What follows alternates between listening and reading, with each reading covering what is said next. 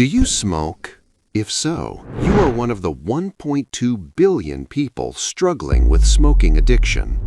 Latest WHO data shows that nearly 1.2 billion people suffer from this dependency, which raises a vital question.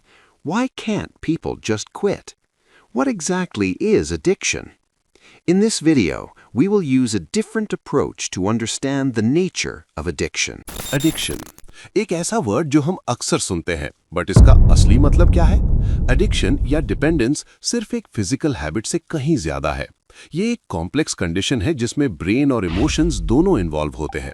ये एक compulsive drug seeking behaviour के बारे में है, जहां एक इंसान अपना यूज कंट्रोल नहीं कर पाता, भले ही वो उसे नुकसान पहुंचा रहा हो। Let's break it down with some real life examples for easy understanding.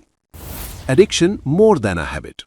Imagine करिए आप एक टफ डे के बाद स्ट्रेस्ड फील कर रहे हो। आप बेटर फील करने के लिए एक सिगरेट लाइट करते हो या एक ड्रिंक लेते हो।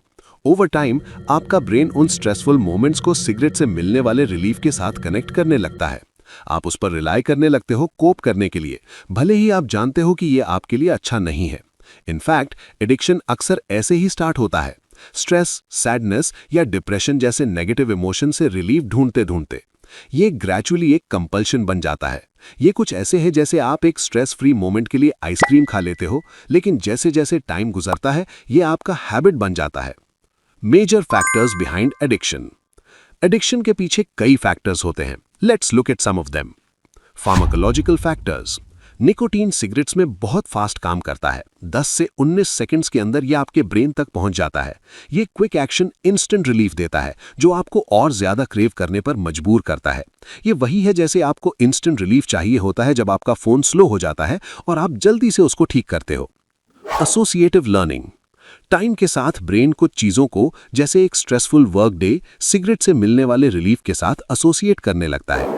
इमेजिन करो आप हर बार वर्क पर टफ सिचुएशन फेस करते वक्त सिगरेट पीते हो। इवेंचुअली आपका ब्रेन स्ट्रेस और स्मोकिंग को एक साथ कनेक्ट कर देता है।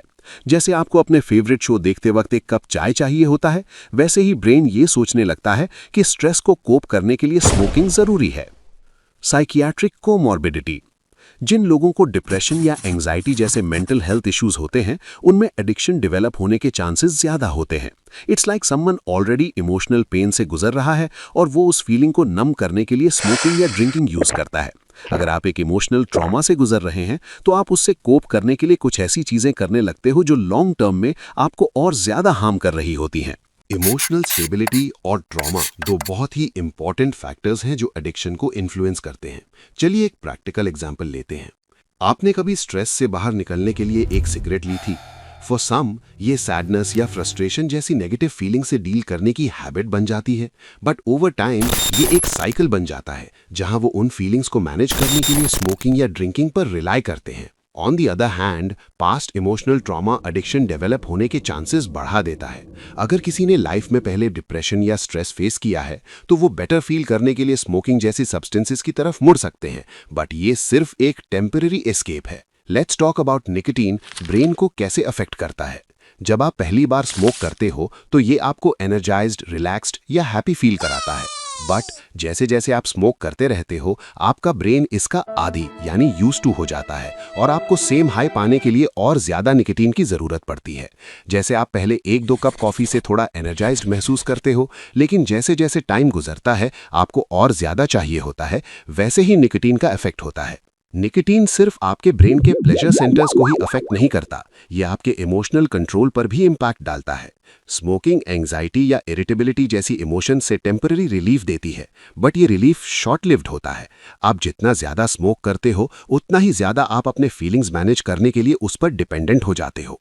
रियल लाइफ एग्जाम्पल, अगर आपको कोई प्रॉब्लम हो जाती है और आप उस मोमेंट में सिगरेट लेते हो, तो आप अपने स्ट्रेस को कुछ टाइम के लिए भूल जाते हो, बट जब वो टेम्पररी रिलीफ खत्म होता है तो आप फिर से उसी स्ट्रेस का सामना करते हो। स्मोकिंग छोड़ना जितना फिजिकल डिपेंडेंस को ओवरकम करने के बारे में है, उतना ही इमोशंस मैनेज करने के बारे में भी है। जब आप स्मोकिंग बंद करते हो तो आप सिर्फ ड्रग नहीं छोड़ रहे, आप स्ट्रेस और नेगेटिव इमोशंस से कोप करने का एक तरीका खो रहे हो।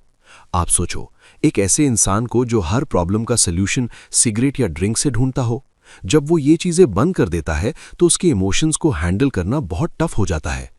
ट्रीटमेंट्स जैसे acceptance and commitment therapy ACT आपको बिना सब्सटेंसेस यूज किए उन इमोशन से डील करने में हेल्प करते हैं।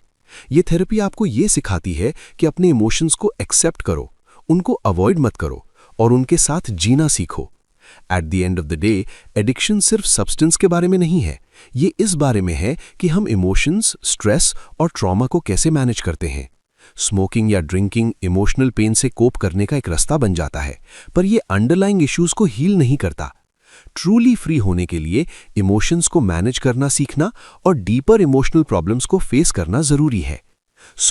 अगर आप या आपका कोई जानने वाला एडिक्शन से स्ट्रगल कर रहा है तो याद रखें, ये सिर्फ एक बैड हैबिट नहीं है, ये आपके माइंड, बॉडी और इमोशंस के बीच की एक लड़ाई है।